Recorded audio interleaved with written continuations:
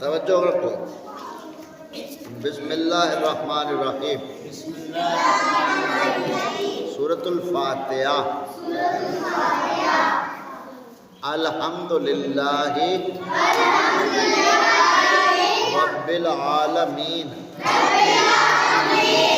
تمام خوبیاں اللہ تعالیٰ کو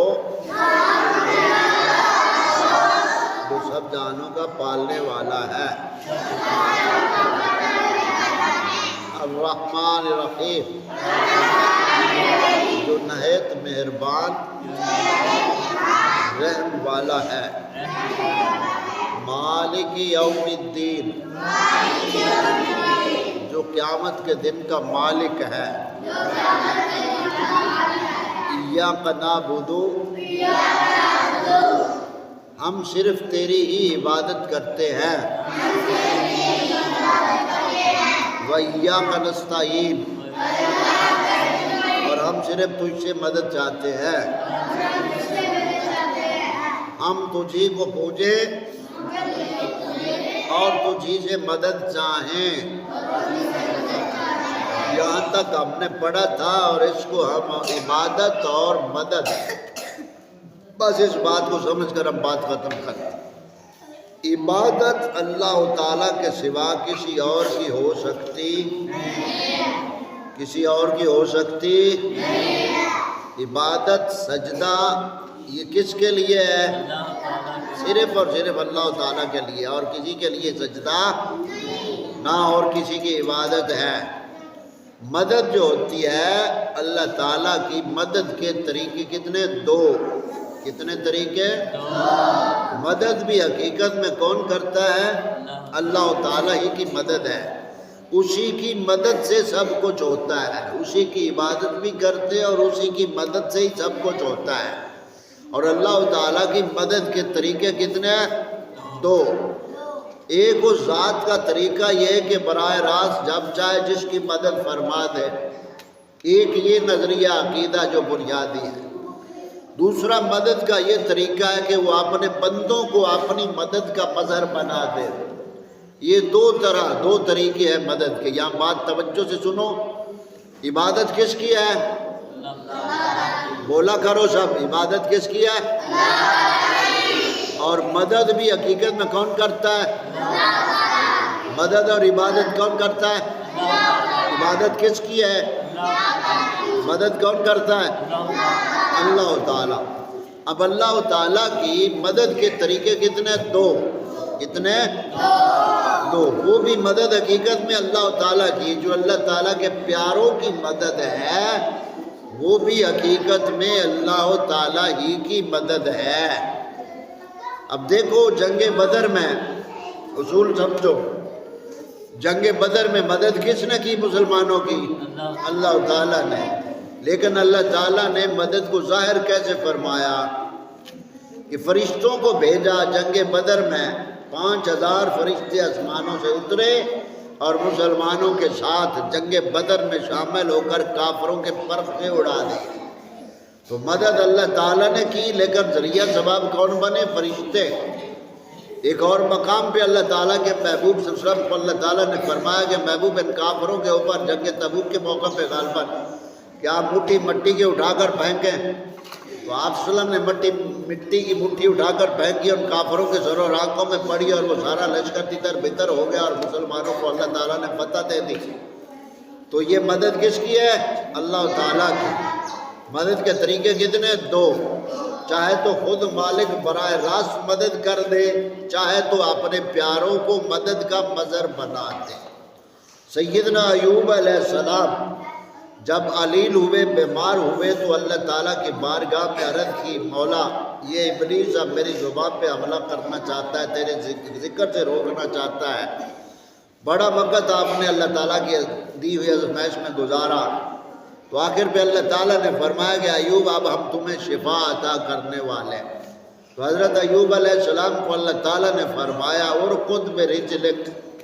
قرآن پاک میں یہ آتا ہے سورہ صافات میں اور سورہ صاد میں. اللہ تعالیٰ فرماتا ہے ایوب اپنے پاؤں کو زمین پہ مارے. تو حضرت ایوب علیہ السلام نے اپنا پاؤں زمین پہ مارا تو وہاں سے چشمہ پھوٹا. پانی کا، تو اللہ تعالیٰ نے فرمایا کہ اے میرے بندے ایوب، اس چشمے سے پانی پی بھی لو اور نہا بھی لو تو آپ کو روحانی باطنی ظاہری سب شفا مل جائے گی۔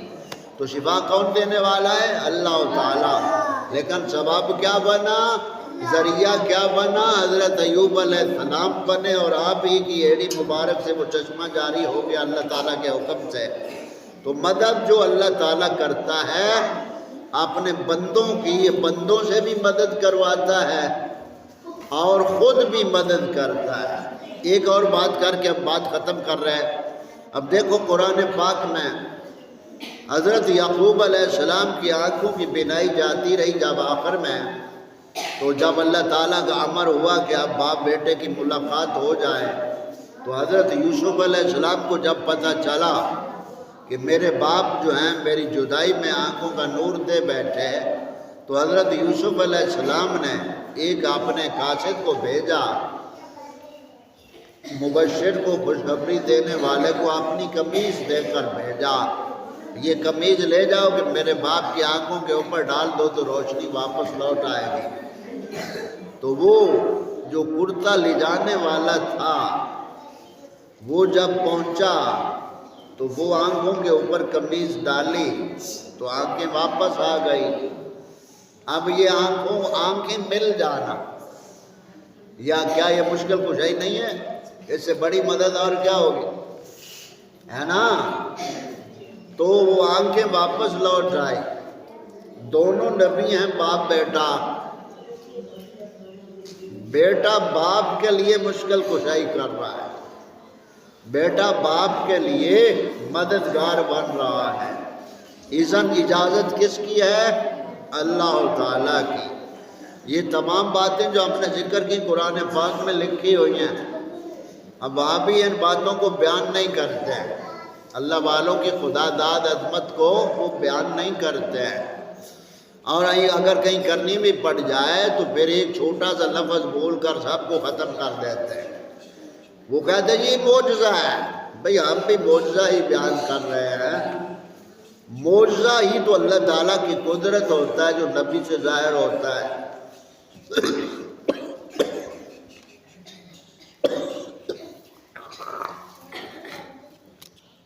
تو معجزہ ہی تو انبیاء کی شان کو ظاہر کرتا ہے۔ اب وہ ایک لفظ کہہ کر کہہ دیں گے جی معجزہ ہے، کہیں کہ معجزہ ہے، معجزہ امت کے لیے دلیل نہیں ہوتا، معجزہ نبی کے ساتھ خاص ہوتا ہے، معجزہ دلیل نہیں ہوتا ہے، یہ پھر آگے سے ڈینگے ماریں گے اس طرح کے۔ تو اس طرح سے کوئی اگر شخص یہ کہہ دے کہ اللہ تعالیٰ نے اپنے حکم سے، امر سے حضرت آدم کو پیدا فرما دیا، تخلیق کر دیا، اور کوئی منکر خدا یا منکر عظمت انبیاء قائد ہے، بھئی یہ کیا ہوا؟ یہ تو اللہ تعالیٰ کی قدرت ہے۔ تو جیسے قدرت کہہ کر ہم اللہ تعالیٰ کی اس عظمت کا انکار نہیں کر سکتے، اسی طرح معجزہ کہہ کر نبیوں کے خدا داد قدرت طاقت کا بھی انکار نہیں کر سکتے۔ آخری بات اس حوالے سے کریں گے اور تمام توجہ سے بات کو سنو۔ آگے جب یہ ایسی دلائل ہم دیتے ہیں تو پھر مخالفین ایک حربہ آگے سے چلاتے ہیں، وہ کہتے ہیں جی اسباب کے تحت مدد تو جائز ہے، اسباب کے بغیر جو مدد ہے نا وہ شرک ہے۔ وہ پھر آگے یہ تخصیص کر لیتے ہیں جی فوق الاسباب ہے، ایک تحت الاسباب ہے۔ فوق الاسباب کیا ہوتا ہے؟ یعنی جہاں اسباب موجود نہ ہوں۔ تحت الاسباب یہاں جہاں اسباب موجود ہوں تو وہ تو جائز ہے۔ اب میں آپ سے کہتا ہوں پانی دیجیے، آپ نے مجھے پانی دیا تو یہ میری مدد ہے، تو یہ تو اسباب کے ساتھ جائز ہے۔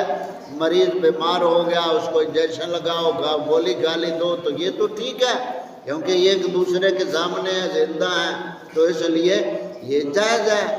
تحت الاسباب جو جائز ہے، فوق الاسباب ناجائز ہے۔ اب یہ ان کا سب سے بڑا اعتراض اور بھونگی سی دلیل ہے۔ پہلے تو یہ بات کہ یہ تخصیص کی کس نے ہے کہ زندہ سے مانگو تو جائز ہے، فوت شدہ سے مانگو تو ناجائز ہے۔ یہ تخصیص اگر کہیں قرآن پاک نے کی ہے، شریعت نے کی ہے تو بتا دیں، ایسی کوئی دلیل نہیں ہے۔ آیتیں وہ پڑھیں گے بتوں والی، اور ان کو مردہ بتوں کے بارے میں جو آیتیں ان کو پڑھ کر آگے سے پھر نبیوں والیوں کے اوپر بیٹھ کر دیں گے۔ تو یہ بات توجہ سے سمجھو۔ آخری بات مدد ہے، ایک ہے مادی اسباب کے تحت مدد، اس میں تو تخصیص ہی نہیں ہے۔ مادی اسباب کافر کے پاس ہیں تو وہ بھی آپ کی مدد کر دے گا۔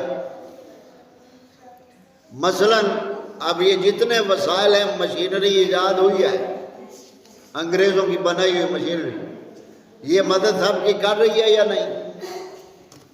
ہاں، یہ کچی فصلیں بھی کٹوا رہے ہیں، ہے نا؟ اتنی اندھی قوم ہو گئی ہے اور اتنی جلدی میں ہے یہ کہ کچی فصلوں کو ڈال دی مشین نے۔ شاید اب یہ مدد تو ہے نا، یہ مدد ہے، لیکن جو مدد اسباب کے تحت ہے وہ تو کافر مشرک مومن سب کے پاس، جس کے پاس اسباب ہوں گے وہ آپ کی مدد کر دے گا۔ تو جو اصل مدد ہے فوق الاسباب، وہ مدد ہی اللہ تعالیٰ نے ذوات مقدسہ کے ساتھ خاص رکھی ہے، اور وہ اللہ والے ہیں، اللہ تعالیٰ کے برگزیدہ لوگ ہیں، انبیاء، صدیقین، شہداء، صالحین جو پیارے ہیں، وہاں کوئی اسباب نہیں ہے، اسی لیے وہ مدد رکھی پیاروں کے ساتھ ہے۔ جو اسباب والی ہے اس میں تو کوئی تخصیص ہی نہیں، وہ غیر مسلم میں کافر کے پاس اسباب ہیں تو آپ کی مدد کر دے گا۔ لیکن جو فوق الاسباب، جہاں اسباب کا تعلق ہی نہیں ہے، وہ مدد کریں گے تو وہ اللہ والے اللہ تعالیٰ کے حکم سے کرتے ہیں۔ اسی لیے حدیث پاک میں آتا ہے، عیسی نصیر جو وظائف کی کتاب ہے اس میں یہ لکھا ہوا ہے کہ جب آدمی کہیں پریشان حالت میں ہو، جنگل بیابان میں یا کہیں خوفزدہ ہو، تو اس وقت اس کو یہ پکارنا چاہیے، اے اللہ کے بندو میری مدد کرو، اے اللہ کے بندو میری مدد کرو۔ تو جو اللہ تعالیٰ نے قرآن پاک میں فرمایا فالمدبرات امرا، قسم ہے مجھے ان پاک روحوں کی جو کائنات کا نظام چلاتے ہیں۔ تو یہاں اتنی بات کافی ہے آپ سب کے لیے، اور یہ بات ہمیشہ سے ذہن میں رکھو کہ مدد دو طرح کی ہے، ایک مدد اسباب کے تحت ہوتی ہے اور ایک مدد فوق الاسباب ہوتی ہے۔ اسباب والی مدد تو اس میں کوئی تخصیص ہی نہیں، جس کے پاس سامان ہوگا آپ کی مدد کر دے گا۔ وہ کافر کے پاس اسباب ہے تو کافر مدد کر دیں گے، مسلمان کے پاس ہے تو مسلمان مدد کر دیں گے۔ جو فوق الاسباب مدد ہے وہ ہوتی ہی اللہ تعالیٰ کے پیاروں سے، اور اللہ تعالیٰ نے اپنے پیاروں کو اپنی مدد کا مظہر بنایا ہے۔ تو یہاں کوئی یہ نہ سمجھے کہ آپ اللہ تعالیٰ سے مدد کیوں نہیں مانگتے ہیں، تو یہ ان سب لوگوں کا دھوکہ ہے۔ بھئی اللہ تعالیٰ کی مدد ہی تو ہے، اللہ والوں کی مدد ہے، اس لیے اس ڈرامے کو چھوڑیں، یہ جو آگے آپ عوام کو بتاتے ہیں۔ اللہ تعالیٰ ہم سب کو ہدایت کاملہ اور نجات اور مغفرت عطا فرمائے۔